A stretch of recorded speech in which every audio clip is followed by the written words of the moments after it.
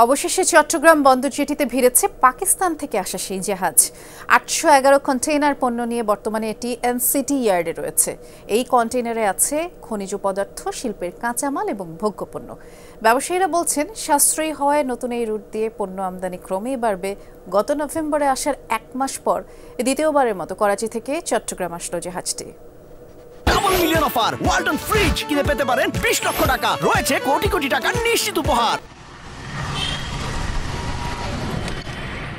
অবস্থানের পর অবশেষে রোববার বিকেলে চট্টগ্রাম বন্দর জেটিতে ভিড়ে পানামার পতাকাবাহী জাহাজ এমভি ইউয়ান জিয়াং ফাজাং।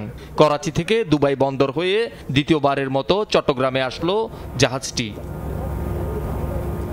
আগেরবার জাহাজটিতে ৩৭০ কন্টেইনার পণ্য আসলেও এবার এসেছে তার দ্বিগুণ। এর মধ্যে বেশিরভাগই পোশাক শিল্পের কাঁচামাল ও রাসায়নিক, খনিজ পদার্থ এবং ভোগ্যপণ্য।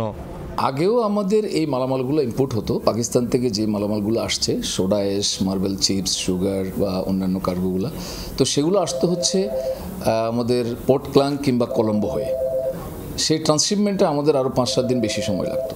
সেই সময়টা এখন সেভ হচ্ছে, যেটার সুবিধা আমদানিকারকরা পাবে, শিপিং এজেন্ট পাবে, সর্বোপরি দেশের বৈদেশিক মুদ্রা সাশ্রয় হবে। এখানে পণ্য খালাস শেষে খালি কন্টেইনার নিয়ে কয়েকদিনের মধ্যে জাহাজটি ইন্দোনেশিয়ার উদ্দেশ্যে চট্টগ্রাম বন্দর ছাড়বে। এই জাহাজটা যেহেতু বারবার রোটেট করছে, এখানে ২৮ থেকে ৪২ দিন সময় লাগে একবার বাই রোটেশন ঘুরে আসতে। তো এখানে যেভাবে কার্গো জেনারেট হচ্ছে, এই মালামাল বা আমদানিকারকরা যদি উৎসাহী হয় এবং পাকিস্তান বা দুবাই থেকে যদি আরও কার্গো ইম্পোর্ট করতে চায়, তাহলে এই ধরনের সার্ভিস ভবিষ্যতে আরও বাড়বে। পণ্য ছাড়ের ক্ষেত্রে শতভাগ কায়িক পরীক্ষা হওয়ায় অবৈধ কোনো পণ্য আসার সুযোগ নেই বলছেন কাস্টমস কর্মকর্তারা। আর্মস আনতে হলে আপনার স্বরাষ্ট্র মন্ত্রণালয়ের পারমিশন লাগে, বাণিজ্য বা মন্ত্রণালয়ের পারমিশন লাগে, বিভিন্ন ধরনের পারমিশন নেওয়ার পরে সেগুলি খালাসযোগ্য হবে। এইগুলি আসলে ফেসবুক পোস্টের বিষয়ে কোনো কমেন্ট আমি করতে চাচ্ছি না। আগে পাকিস্তান থেকে আনা পণ্য চট্টগ্রাম বন্দরে শতভাগ কায়িক পরীক্ষা করা হতো।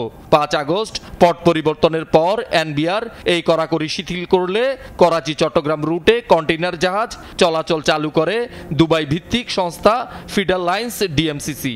বাংলাদেশে তাদের শিপিং এজেন্ট আওয়ামী লীগের সাবেক মন্ত্রী সাবের হোসেন চৌধুরীর প্রতিষ্ঠান Regency Lines. Shahidul Suman, Jamuna News, Chittagong.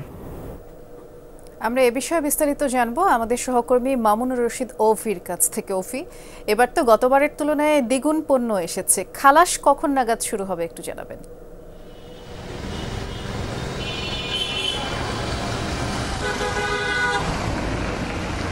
মূলত জাহাজটি যখন আজকেই চট্টগ্রাম বন্দরে বিকেলে এসে পৌঁছানো হয় এবং বন্দরে যে কার্যক্রম স্বাভাবিক যে প্রক্রিয়া রয়েছে সেই প্রক্রিয়া সম্পূর্ণ করার পরেই কিন্তু জাহাজটিতে যে পণ্যগুলো রয়েছে অর্থাৎ ৮১১টি কন্টেইনার আনা হয়েছে এবং যার পাকিস্তান করাচি বন্দর থেকে অর্থাৎ পাকিস্তান থেকে প্রায় ৮৬% কিন্তু কন্টেইনার আনা হয়েছে এবং সেগুলো কিন্তু সেই স্বাভাবিক প্রক্রিয়া শেষ হওয়ার পরেই সেই পণ্যগুলো খালাস করা হবে এবং সেটি পরবর্তীতে আসলে শুরু হবে। এবং আমরা যদি বলি যে অর্থাৎ পাকিস্তান করাচি বন্দর সাথে চট্টগ্রাম বন্দরের সরাসরি জাহাজ যে চালু হয় সেটি কিন্তু গত নভেম্বরের দ্বিতীয় সপ্তাহ থেকে কিন্তু সেটি শুরু হয় এবং আজকে যে দ্বিতীয়বারের মতো জাহাজটিতে এসেছে এবং এই বিষয়ে কিন্তু আমরা দেখেছি ব্যবসায়ী মহল থেকে শুরু করে সবাই আসলে ইতিবাচক বলছিলেন এবং তারা বলছেন যে এই তাদের সাথে যেই বন্দরের যেই সরাসরি যে যোগাযোগ হলো সেটির ক্ষেত্রে যারা ব্যবসায়ীরা রয়েছেন তারা বলছেন যে আগে অর্থাৎ তারা যে সমস্ত কাপড়ের বিভিন্ন রোল বা কাপড়ের যে ফেব্রিকগুলো ছিল সেগুলো কিন্তু চায়না থেকে তারা আনতে হতো,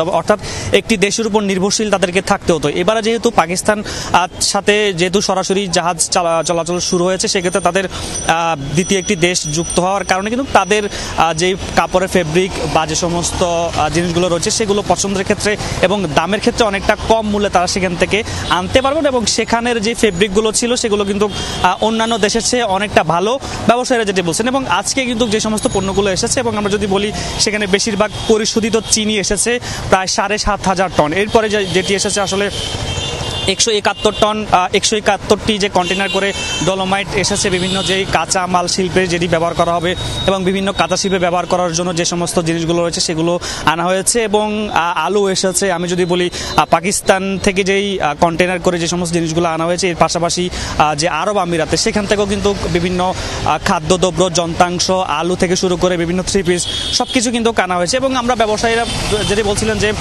অর্থনৈতিকভাবে এই জাহাজটি চালু হওয়ার ক্ষেত্রে তাদের অনেক বেশি সুবিধা হবে এবং আমদানিকারকরা বলছেন এটি ইতিবাচক ভূমিকা পালন করবে এবং তারা যে সমস্ত পণ্যগুলো যেই সমস্ত চীন বা অন্যান্য কান্ট্রি থেকে আনতেন সেক্ষেত্রে পাকিস্তান থেকে আনলে অনেকটা কম দামে এবং জাহাজও কিন্তু অল্প সময়ের মধ্যে 10 থেকে 12 দিনের মধ্যে সেটি বাংলাদেশে এসে পৌঁছাবে। বেশ বিস্তারিত করে আপনি জানাচ্ছিলেন, ধন্যবাদ অফি।